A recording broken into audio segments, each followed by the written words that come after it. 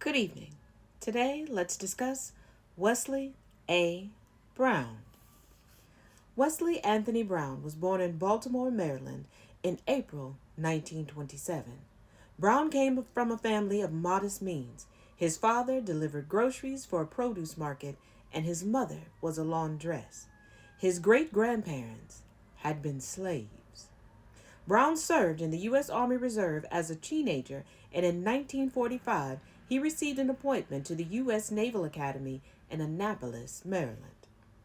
Military academies in the U.S. had long struggled with racial tensions, and integration attempts after the Civil War had been largely unsuccessful.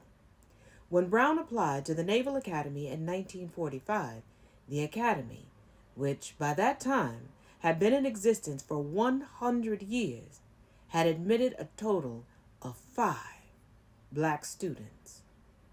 None had graduated. At the Academy, Brown faced an organized campaign of discrimination and harassment. Hostile white midshipmen whispered racial slurs, refused to sit near him, spread false rumors about him, prevented him from joining the Academy's choir, and baselessly assigned him so many demerits that he was nearly expelled. He roomed alone for 4 years so that he would not have to deal with a white roommate. I get asked the question often, "Did you ever think about quitting?" Brown said in an interview.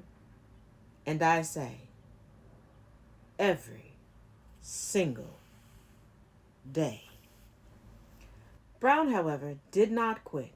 He was encouraged by a group of friendly classmates who saw past the color of his skin, one of whom was future President Jimmy Carter, and by the Academy Commandant, who personally stepped in to protect Brown.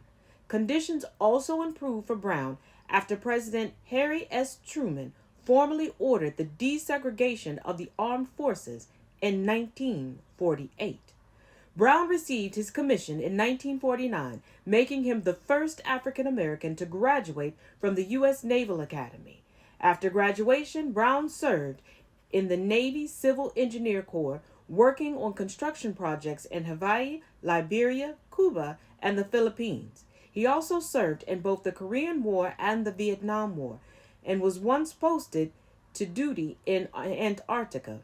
Brown retired from the Navy in 1969 with the rank of lieutenant commander after 20 years of service.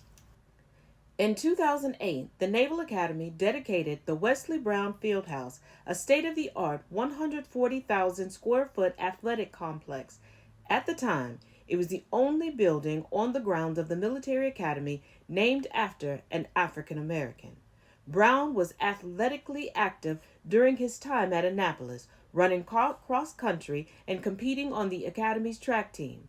One of his prized possessions was a framed letter from Carter, who had been one of Brown's teammates. "I ran with you," Carter wrote to Brown in 1989, "but you were better." Brown passed away on May 22, 2012, at the age of 85. We honor his service.